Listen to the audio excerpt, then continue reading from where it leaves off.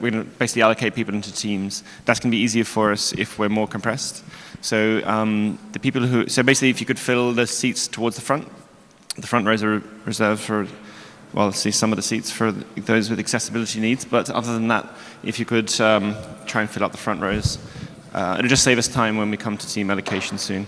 And if people, well, we'll cover that when we get there. Okay. Oh, how many people do we have? I guess it's 11 issues. Maybe we should get going. But should we figure out how many teams do we have? Like how many people are spread? I can do that. Yeah. So we have 1, 2, 3, 4. So if we do one cluster per table, it's going to be... I have a top. I can kind of go around with my laptop. Okay. And be like, you have this, you have this. Okay, cool. Thanks.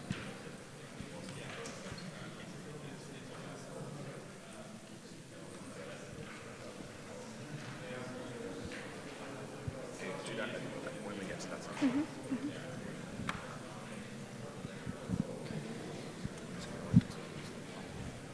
I guess I'm just going to make sure this is No.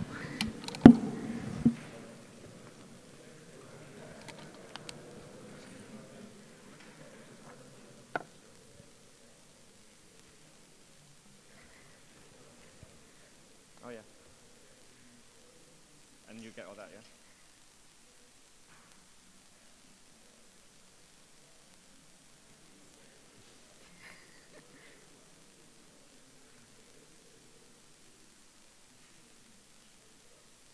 We really chose the right person. Thank you very much.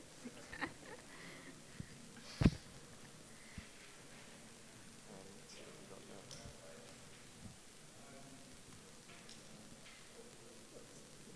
Yeah. I mean, No? open the eyes. Open those? Yeah. Look better? That's nicer. That's good. Oops, I got sunburned. really bad sunburn. Yeah, I saw that. Okay.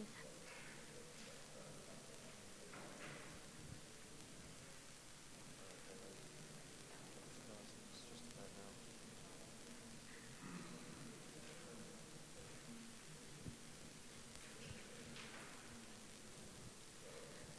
Do you know anyone here?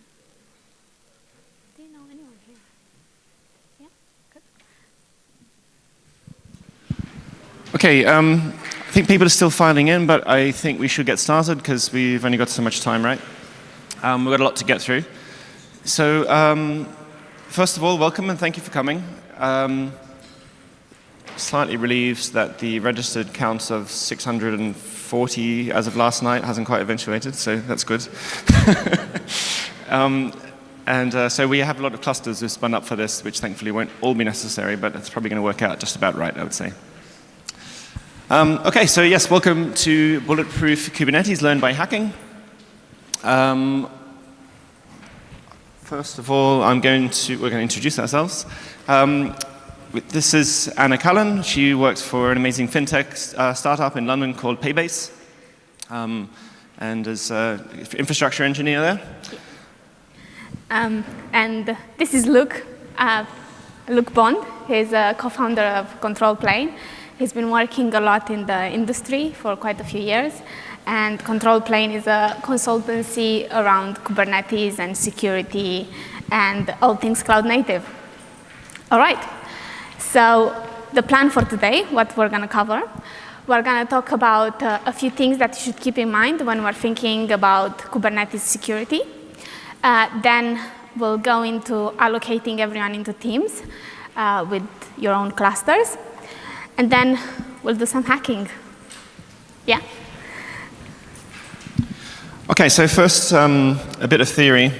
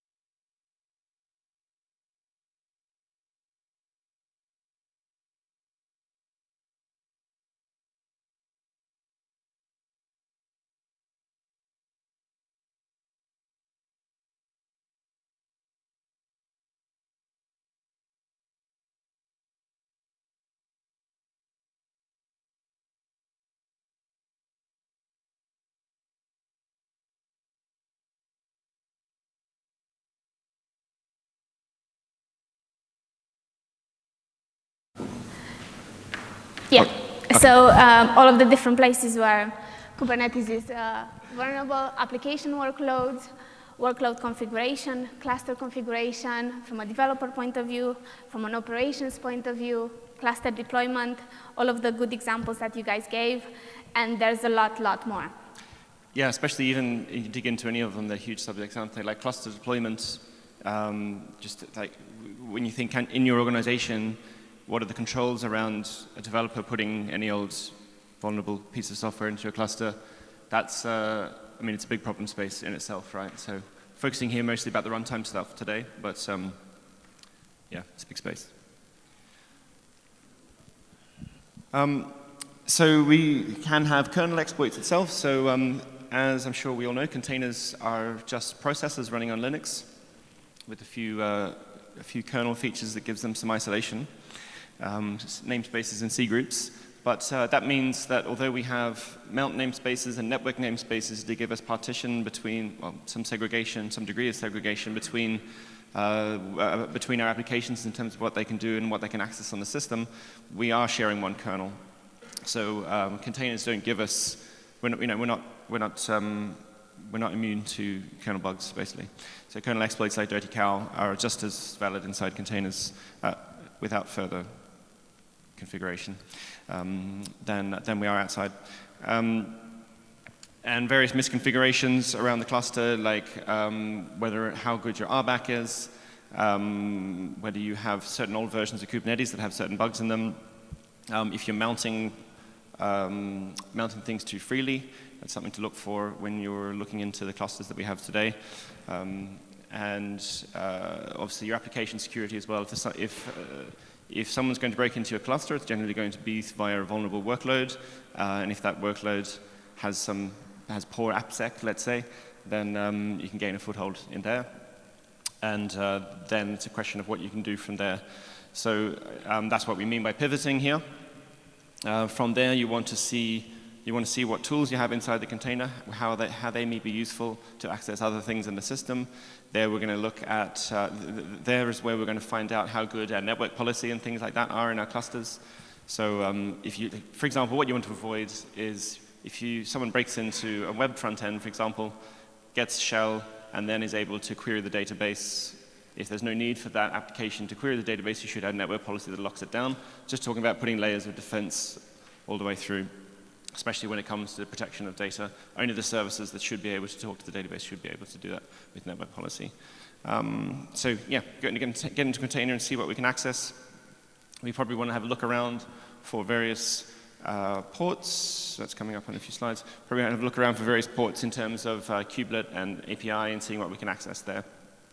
And a lot of this stuff can be prevented by some of this stuff over here on the left, like disallowing privileged containers, setting security policies, using some sort of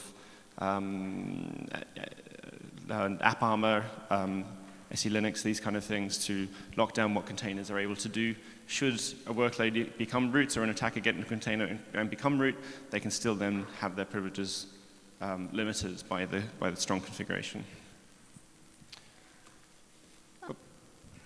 Sorry. So in terms of what you can do to protect the production cluster, these are some best practices that were published at CloudNext in 2018. So when you set up a cluster, you should make sure that you restrict access to kubectl to only the people in your team that really need it. You should always use RBAC, no matter what. Most of the big cloud platform, so like AWS, GCP, and Azure, at the moment they all support RBAC by default. Azure was a bit late to the game, but they do it now, so that's good. Use network policies to make sure that less privileged pods cannot get access to more privileged workloads and databases and stuff like that. Bootstrap TLS, and use namespaces. Then you should always keep your Kubernetes updated. If you use a managed version, that shouldn't be much of a problem. You should always use a minimal operating system with as little features as possible. follow the least privileged access in terms of AAM roles. Use private IPs on your node. Always audit everything and have logging available. Again, disable dashboards. Disable default service account tokens that on GCP comes by default with the full compute access, which you want on your Kubernetes clusters. Protect node metadata, you don't have to do that anymore. Scan images, it's totally a must. And also make sure that you protect your secrets and use a service mesh for authentication and encryption. There's a few other things, but this is a good checklist to sort of, so you can use and guide you through. Okay, so this list is just an example of all of the different ports that you can use for Kubernetes to sort of go into your clusters and explore and see what you have access to. We won't go through them, but we'll make sure to leave them on the screen when you start hacking. Okay. So we have published a cheat sheet that you can use with some details that will help you for the Yeah, it contains kind of things like some common things to look for, a few little functions and tools, because we kind of want to give you a bit of a head start on some of these things because of the short time that we have in the workshop today, basically. But,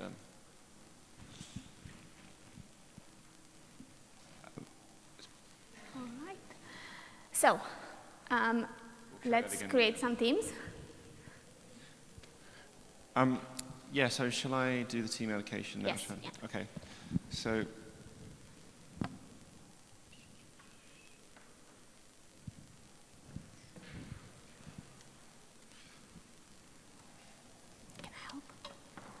okay, bear with me a moment, it's going to take some time. So what I need to do is split us up into 22 teams, because that's the number of clusters that we have.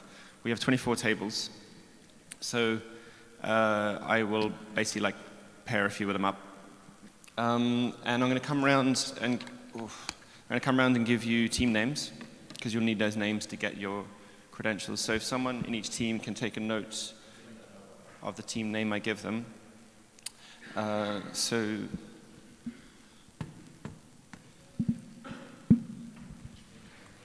Okay, so you are team Trius. If you could make a note, pass that down. C-R-I-U-S. You got that? Okay. You are team Hyperion. You could. If you could pass that down. Hyperion. Yeah. These are Greek titans mostly, I think. You are Oceanus. Write that down, pass it down. Oh, not Phoebe, that's gone. Ray, pass that down, please. Themis, Themis, pass that down. You are Tetris.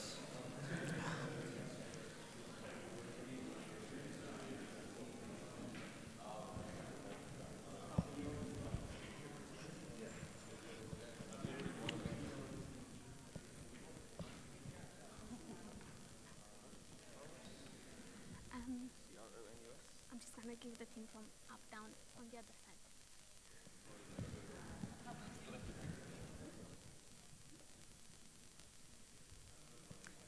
Hey, so you're all going to be in the same team.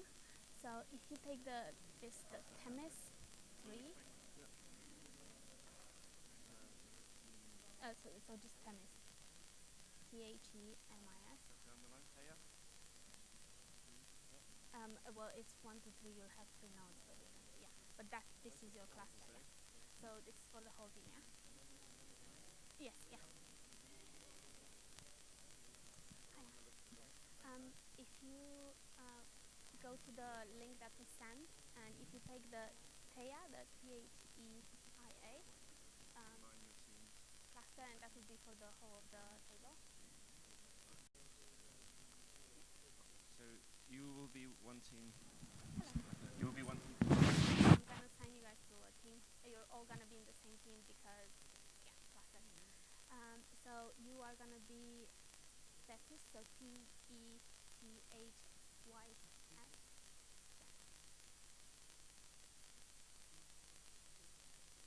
Yeah, and well, you have three nodes, so it's a three-cluster node. That one. Well, it doesn't matter. You can escalate into any of them. Or you can try, at least, yeah. Okay. You are going to be Celine. Yes, S-E-L-E-N-E. And it's for the whole table, so you're all going to work in a team. Got it. So you're on... Celine. Okay, so this will be... Ria. Okay, what about the other end? Okay, cool. Hi guys, you're going to be Ria. Actually, no, this list is ordered differently. I've already given Ray out, yeah. Oh, okay, sorry. So this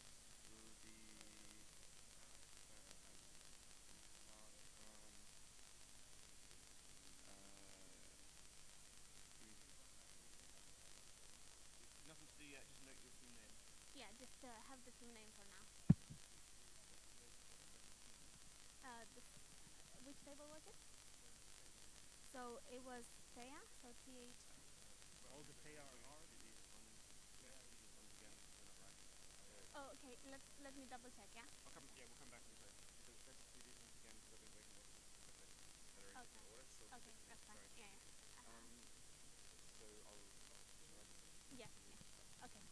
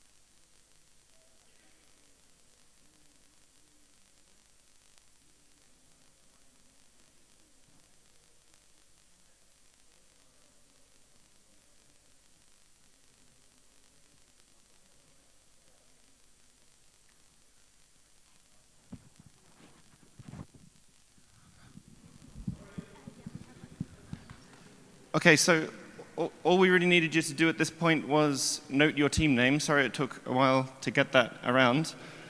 You were very welcome to have started doing whatever you like, of course, but that was all that was required of you.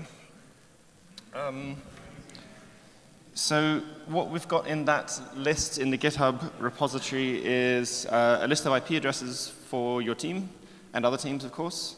Best not to use the other ones, because destroy the fun for everybody.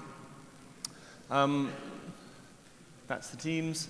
So basically, we're going to kind of let you go at it for a while. All you've got to go off is the fact that there are some IP addresses.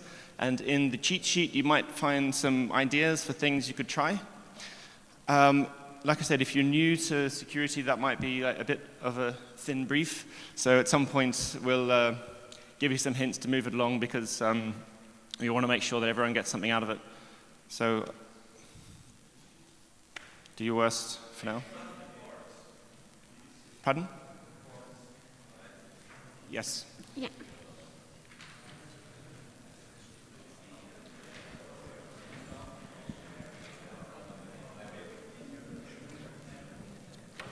Okay, cool. So if you go straight ahead and then you go left. Yeah, straight ahead and left. Towards where we came from. Yes, Or yeah. where there's a run in the open area. Yeah. Or there's someone at the door.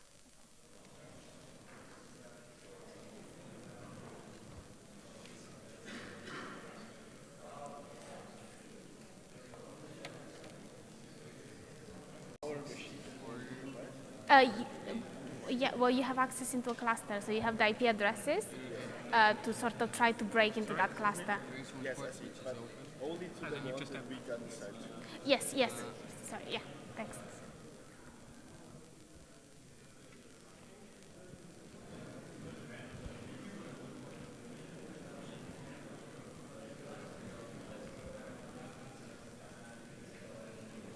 Got in and done things. I would just discourage you from changing things too much so that your teammates might have time to figure out what's going on.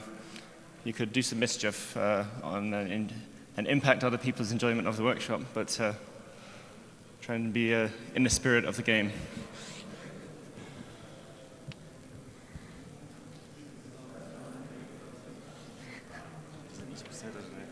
Let me see what's next. Let's see. Oh yeah. So you want to do that? Yeah. Yeah, you do. If you do manage to get in, we're going to, there's going to be a point soon where I'm going to give you some clues for those who are not in yet, and there will be a few stages of clues, but once we do get through to what we're ultimately wanting to do is write something to the file system on the hosts that we can verify. So if you manage to do that, let us know and tell me what team you're in, and I'll come and check it. But you're not necessarily expected to be there yet. Just to be clear, this is /temp on the host of one of your nodes, not inside the container, if you manage to get in.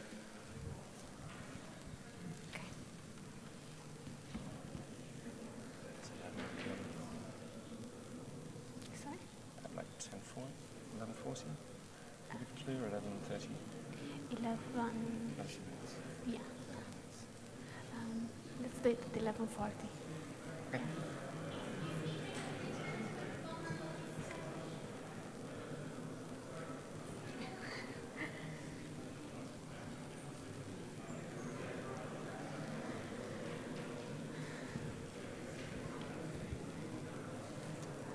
Conversation, that's good. Sorry? Lots of conversation, I think that's good. Yeah, I think so. I hope so. Rather than like confused silence. Yeah. Maybe it's confused conversation. Yeah, but still, there's strength in numbers.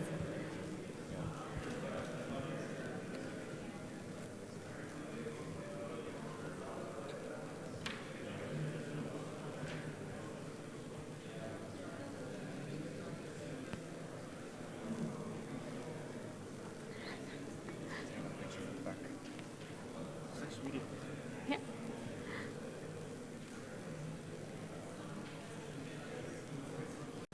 Find anything interesting? Or just staring at IP addresses? Nmap, that sounds like you're on the right track.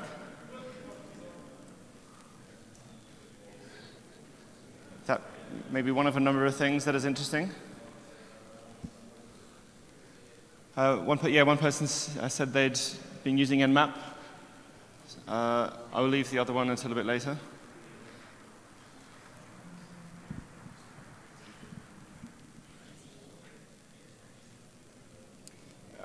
I'm assuming that not many other people have got something. Trying to gauge where we are.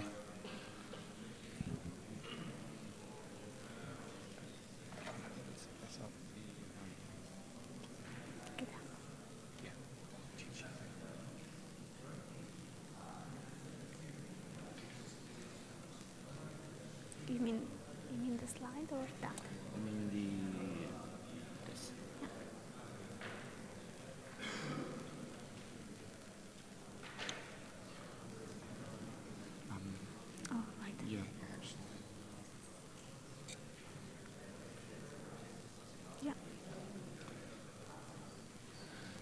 So if you haven't looked in here, you'll find a... Oh, I didn't push.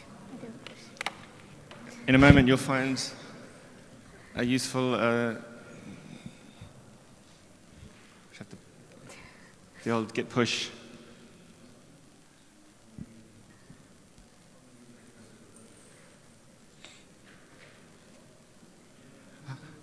Basically, where we want to start with this scenario is, if all you've got to go on is that there are some IPs, you might think what kinds of, you basically want to know what's running on which ports. Anyone know a tool that is useful for scanning open ports? Nmap, yes, Nmap, Nmap. We'll give you a little thing you can copy paste in a moment so you can run that yourself. Can anyone think, if it's a Kubernetes cluster, might there be some interesting, what kind of ports, let's think only of workloads for a moment, not like Kube API and whatnot. Anyone think of what kind of port ranges might be interesting to start scanning?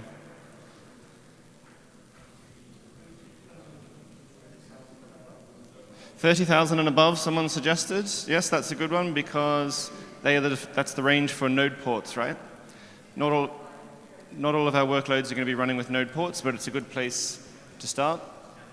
Shortly we'll give you an example of something you can, an Nmap script that you can run to look for ports in that range, and that's probably a good place to start for this scenario.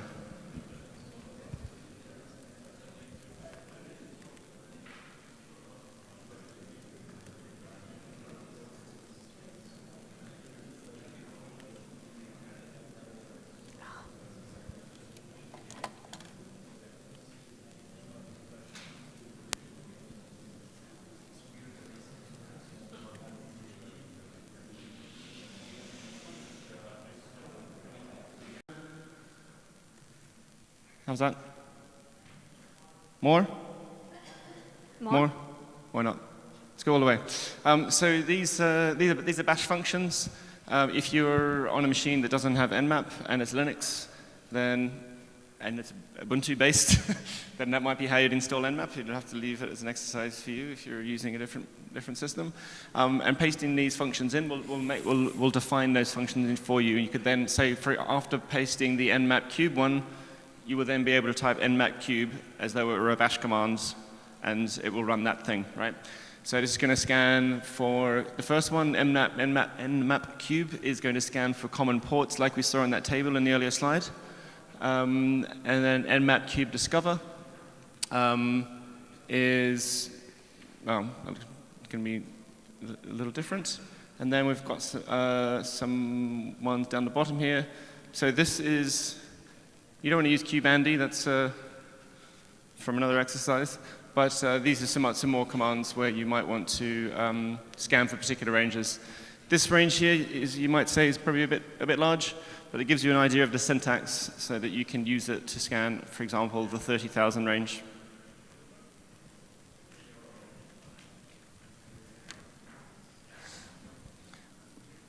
And then I guess once you find some workload there, maybe something about the way it's, well, let me not give you too much hints.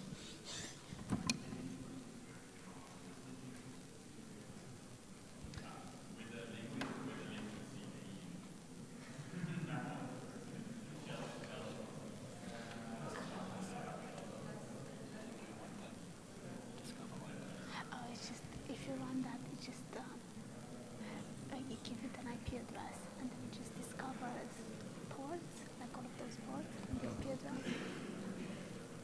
Oh, because it's calling in one. Yeah. Should I change that? The one you ran the. Okay.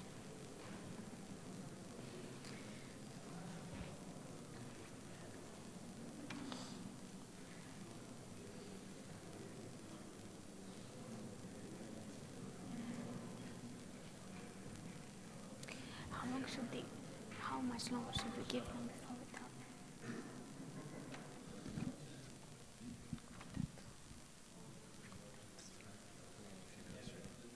Yeah.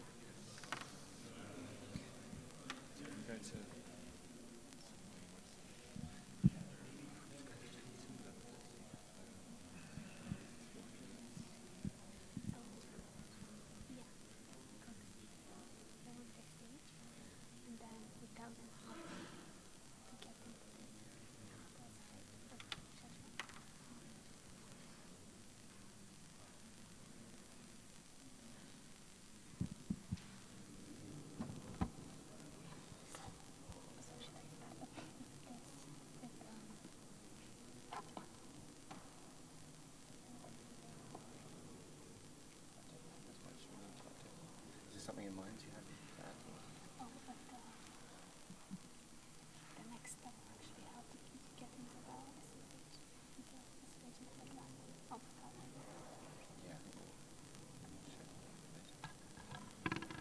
Yeah. yeah.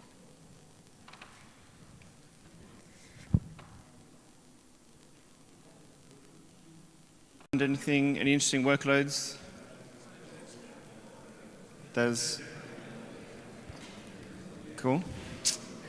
We have found some what appears to be Nginx in some cases, yeah.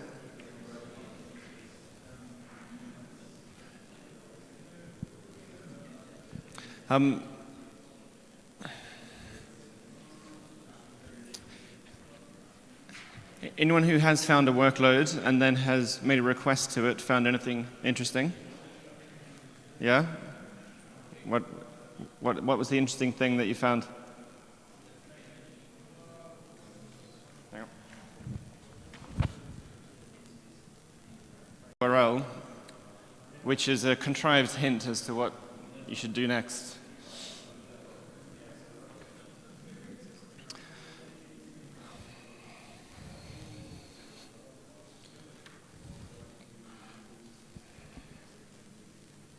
Yeah.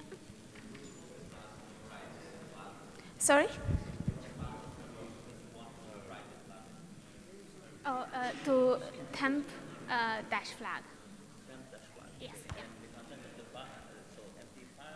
Oh, just a message, whatever message, like hello or whatever you want to tell us.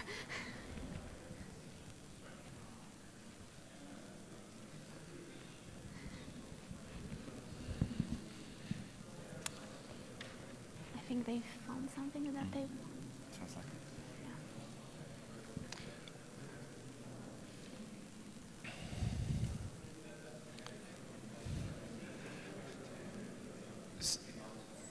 So the hint that it gives you is a link to a CVE from memory for shell shock, which is a vulnerability that you can, well, in this case, that you're able to use to exploit, to basically get a shell into the container, basically. So that hint is obviously it's not really representative in the real world of something quite so. It's not going to be quite so clear, but you will generally find hints of what kind of service it is, and then you think of what kind of attacks you can make on it. This is more of an AppSec thing, I guess, but we'll get into the container implications once we get in. You send the flag. He got the flag. What's your... Oh, can you do it on the host? So not in the container, on the host, on the node. No? Okay, cool. Yeah, so important to mention. So try to send this file on the worker node, so outside of a container. We've not yet given you sufficient hints to do that, but for the advanced among you, you may be there.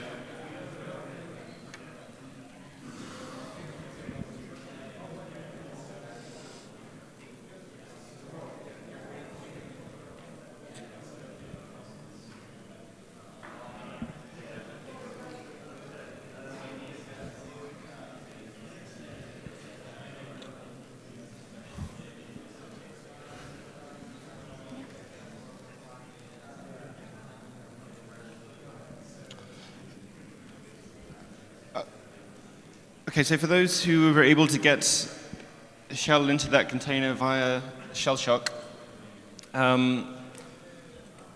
we'll give you some more commands that are useful to copy paste after this. But the next thing you want to do once you've gained a foothold is to pivot, to find somewhere else you can get in, see what you can reach once you're in. Oh, yes? You got it? Okay, cool. We'll come and verify that in a moment, or we can do it from here. What's your team name? We'll cover that after this. So you want to look at what you can get to from there. So that's going to be basically looking around and seeing what you have access to. And this information might be useful. Also, how do I change tabs to go to the GitHub Markdown?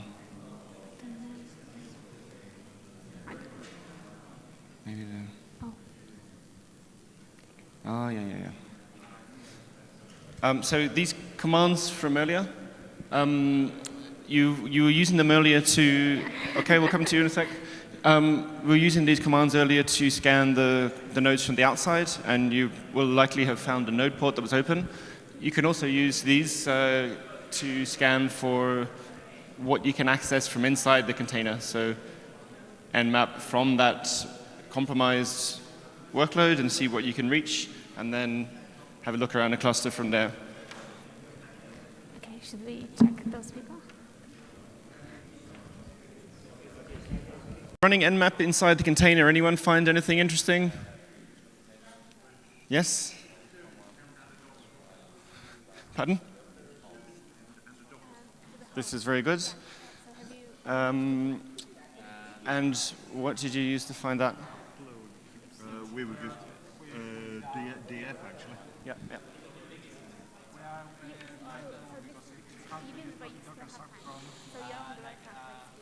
So we are trying to use the service account from the open port 6443 and see if it's suggested default or Okay, sounds good.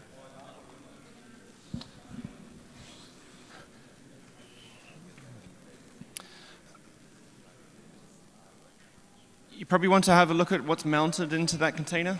Might be something interesting mounted in there. Maybe some sort of powerful Unix socket.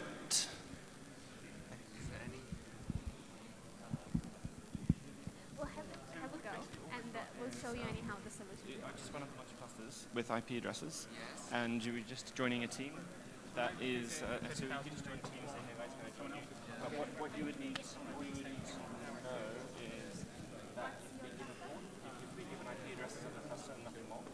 And so you basically start using nmap to scan it. And you look in 30,000 range node ports, and you find something, and you curl it, and you're like, oh, that's interesting. Okay, that's where we are now. Okay, so I have to use, that's the thing, right? It's Calin now. Yeah, the GitHub repository up on the screen. Yeah, it's okay. I'll find it. Great. So the ocean's cluster, because when they look at port 2080, they don't get anything, so they're unable to.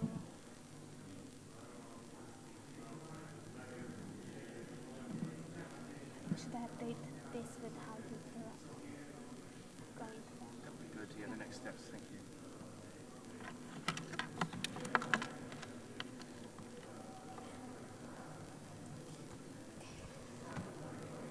And 81. And if you can't find anything, let us know so that we can look into it for you. But yeah, the ports you're looking for are 30,000 and 81.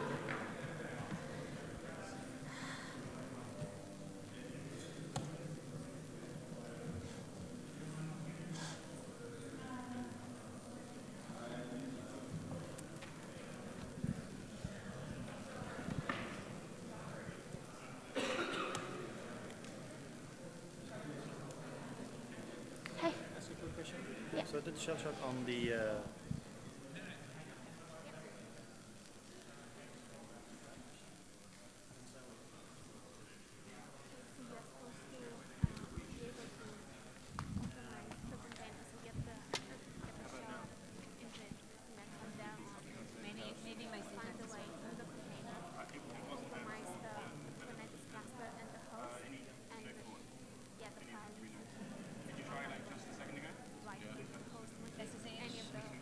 I might have the syntax wrong. I'm not super familiar with ports.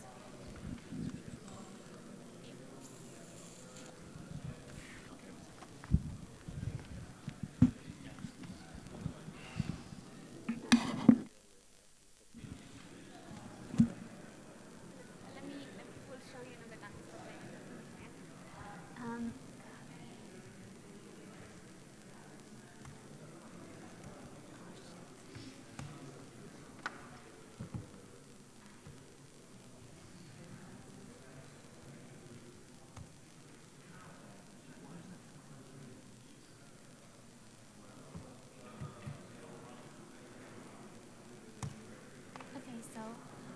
So this is all I need, right? So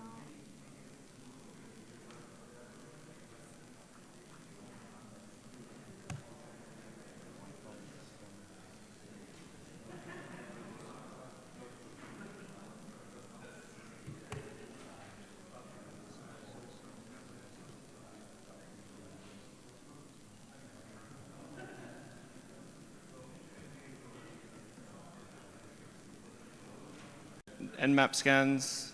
There are some of the things I deployed haven't worked, so I can do it again for you. Particularly try 30,081.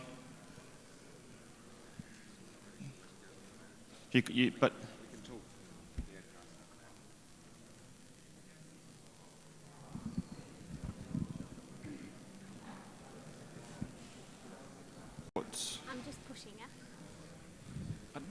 I'm just pushing the changes. I think So then we'll start to talk about it, right? it's basically, it's like you should have scanned the ports. Cheat sheet, which is basically if you're having trouble doing the shell shock exploit to get a shell into the container, you can use what's in here. So in our support scanning will have identified that 30,081 is got something running there. When we curl it, it tells us about shell shock. We're like, okay, let's try that.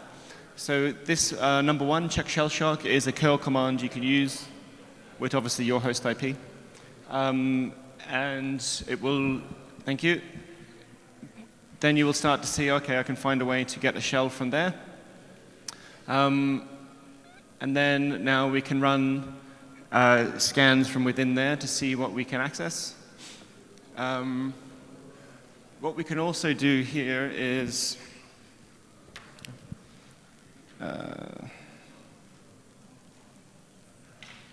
this creation of this temp/k, which is just shorthand for kube control. So this is basically downloading kube control, so you can use it from there, which is going to be quite handy, right?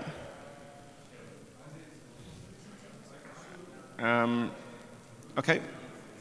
So then once you've done that, what we want to start looking for next is look at what's mounted. You will find that the Docker socket is mounted in there, which is a bit of a gold mine.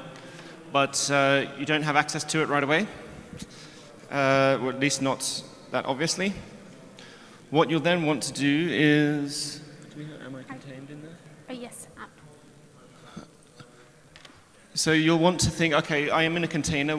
How contained am I? What kind of how have I been locked down? What can I do from here? There's a tool called Am I Contained, which you can use. This is in the cheat sheet as well.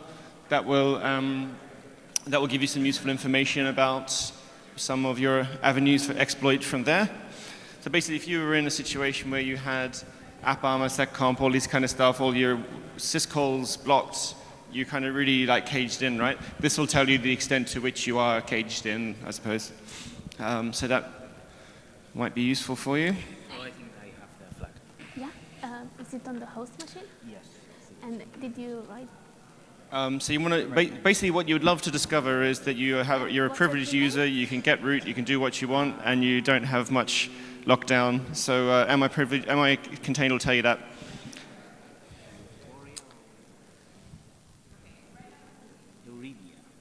Okay. Probably enough of the hint for now. Sorry, did you need anything? Yes, but you need to make sure that it's not in the container, it's in the work or not. Yeah? You've done it? What team name are you? Oh, so you are in the same team? Yeah. Okay, they found it, but yeah, I'm gonna check.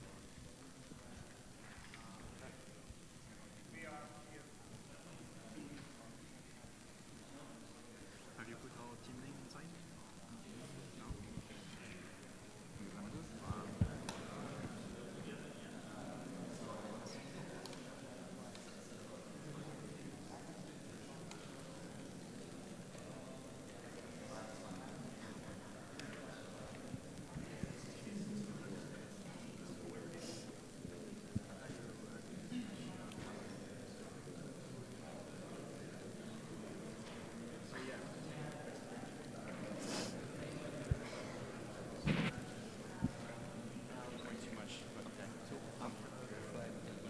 Is it over or you will have? There will be more. Okay. This is the first flag. Oh, we are good. Yeah. Of course. I mean, you may discover more. Thanks to those guys. Cool. Well, we can give you a new scenario at some point. Yes.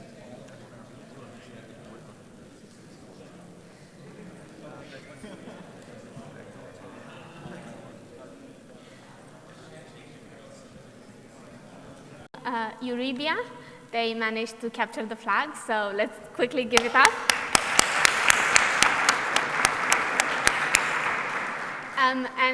We'll continue with giving everyone a chance to continue with the scenario. And yeah, let us know if you need any more help. Yeah, I think which soon will give In about 5 minutes, the solution. Should I start updating?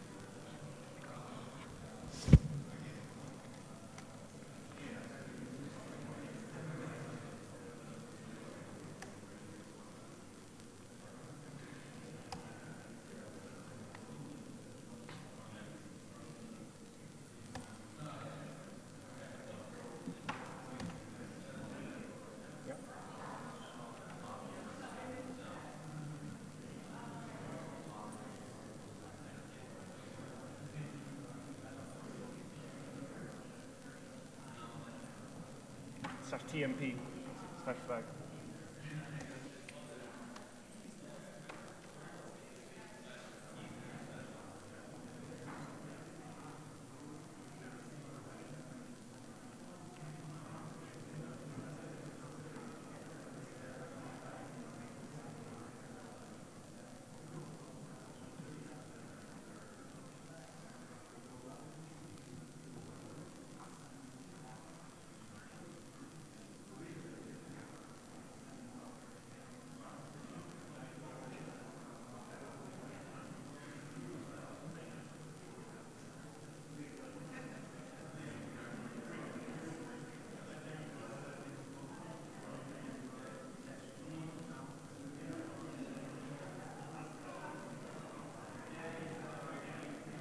Did you manage? You found another one. You got a different one? Oh, the cluster. Oh, okay. Well, there's only 5 minutes. We're gonna show the solution now, but that's fine. We'll show the solution in about 5 minutes. Which one? Curious? Oh yeah. Okay. Cool. Let me check.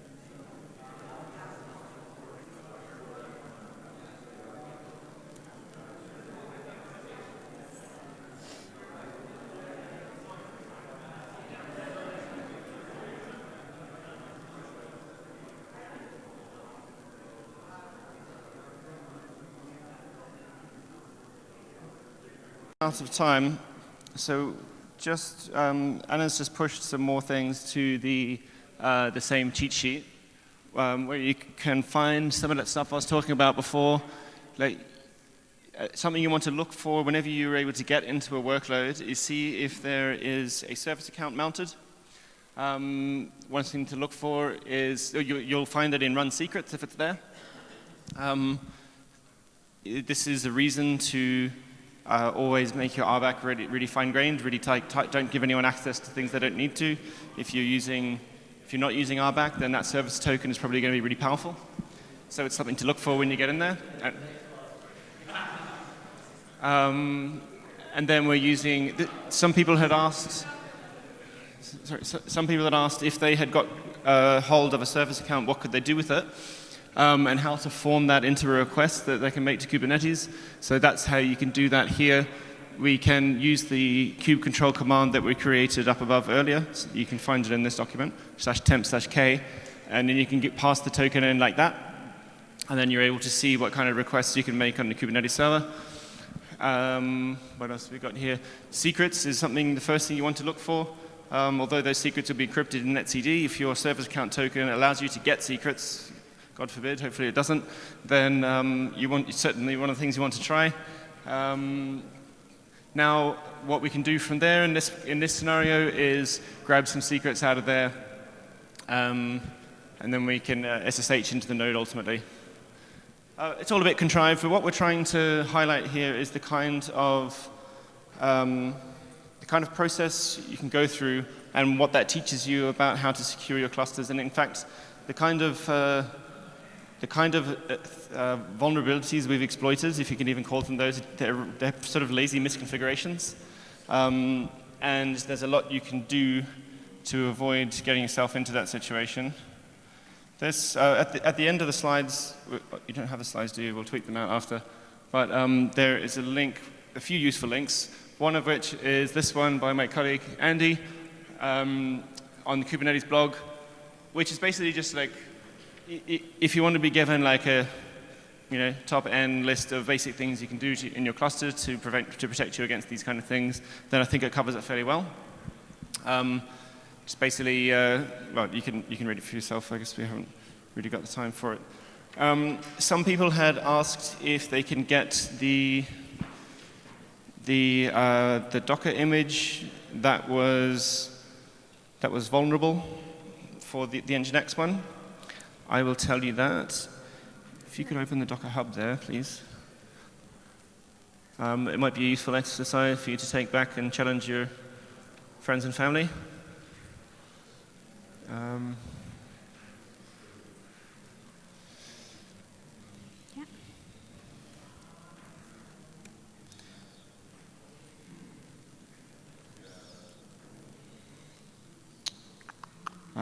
It's by Ben Hall of Katacoda fame.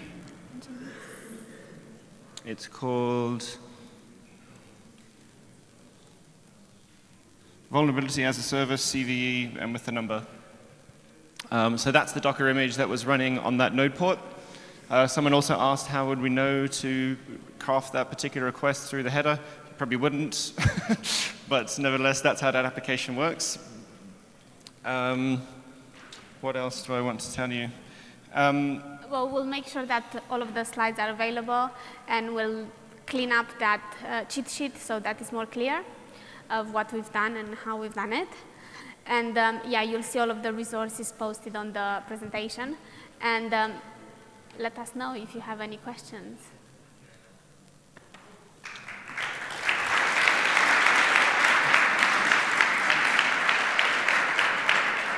Particular congratulations to you read. you're the one that started with EUR.